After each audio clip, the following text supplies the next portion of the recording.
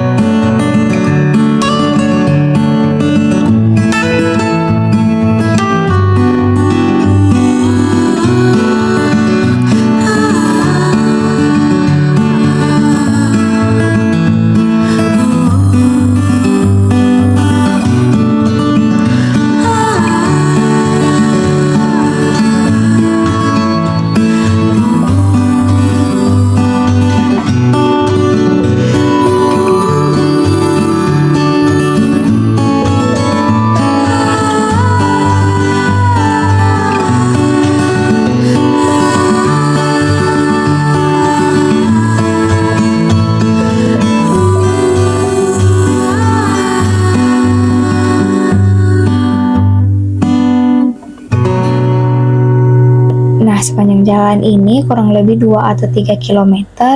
Ini jalannya bukan aspal, sedikit berbatu, jadi memakan waktu lebih lama. Apalagi kita pakai mobil kecil, jadi harus pelan-pelan. Tapi dulu sebenarnya jalan ini aspal, cuma karena mungkin sudah lama dan sampai sekarang belum diperbaiki, jadi ya beginilah kondisinya sekarang.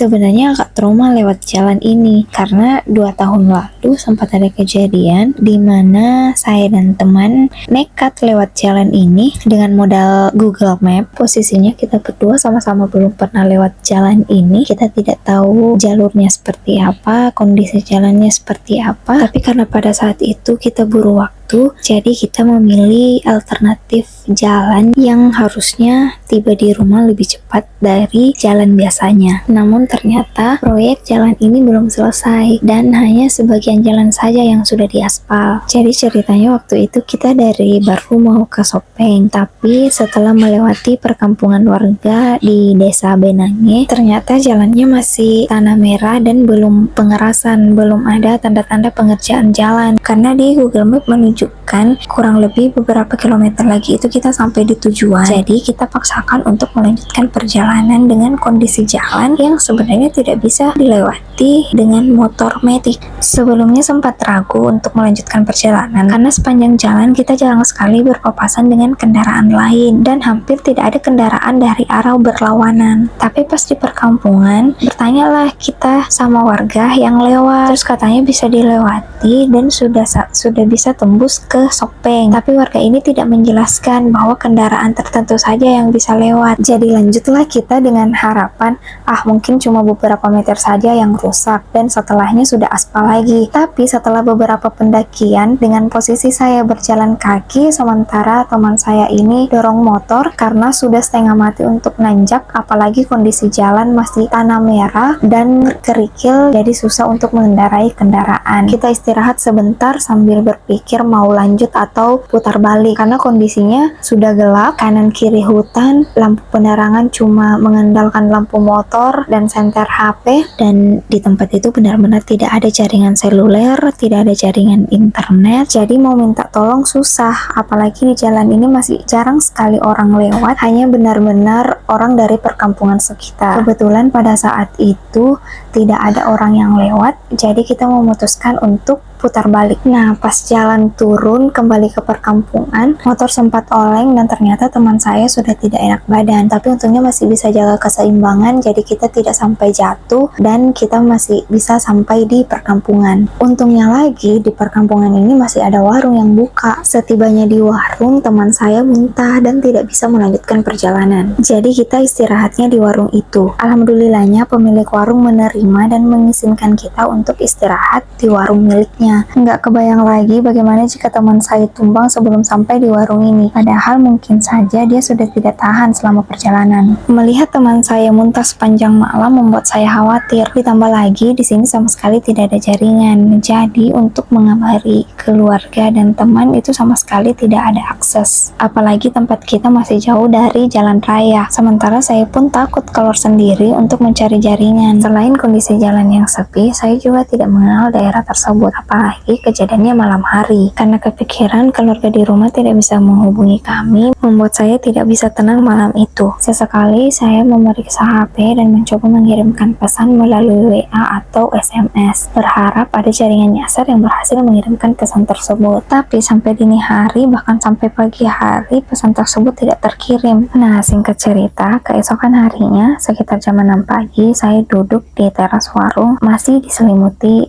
rasa khawatir. Dan tidak berselang lama, ada beberapa warga lokal yang datang di warung itu. Jadi ceritalah kami. Dan ternyata ini bukan pertama kalinya terjadi. Terus kata warga, dari tempat kita putar balik itu sebenarnya sudah hampir sampai di desa Walemping, perbatasan Aru Sopeng. Andai kita bisa sampai di desa itu, katanya akan ada mobil yang mengantarkan kita turun ke Sopeng. Tapi katanya memang susah untuk naik dengan hanya menggunakan motor metik. Oh iya, kondisi teman saya pagi itu sudah agak membaik, tapi masih pusing dan belum bisa duduk lama-lama. Jadi saya biarkan dia tetap istirahat. Nah, sekitar jam 8 teman saya bangun dan sudah merasa lebih baik untuk berkendara. Jadi setelah kami sarapan, kami pamit ke pemilik warung dan sangat berterima kasih karena sudah menampung kami semalaman.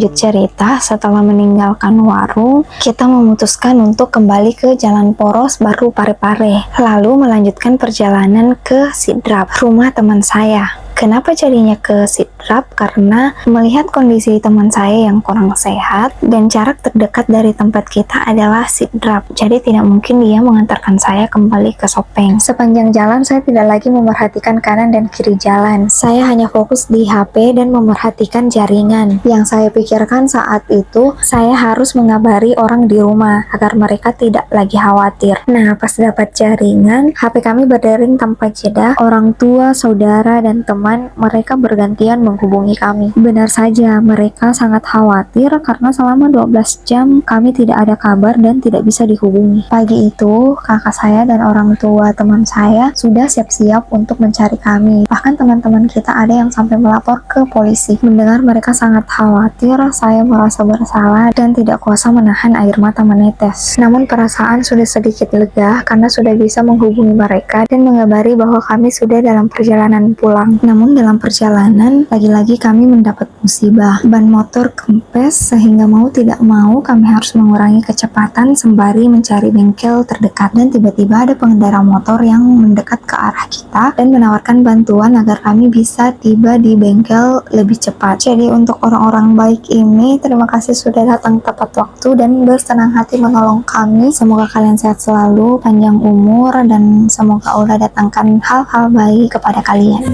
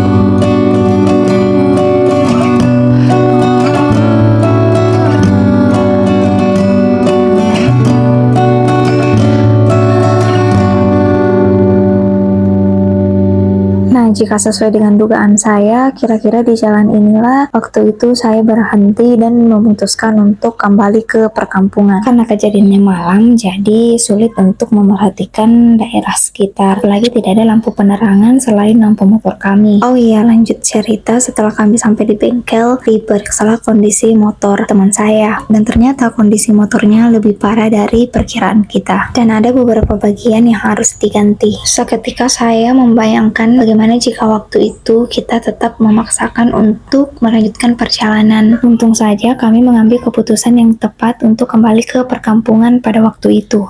Nah, setelah semuanya aman, kami kembali melanjutkan perjalanan ke Sidrap. Dan di Sidrap saya dijemput sama kakak saya. Padahal saya berencana untuk naik mobil sewa saja agar tidak merepotkan mereka. Tapi karena kebetulan waktu itu mau berangkat ke Makassar, jadi mutarlah mereka jemput saya ke Sidrap lalu melanjutkan perjalanan ke Makassar.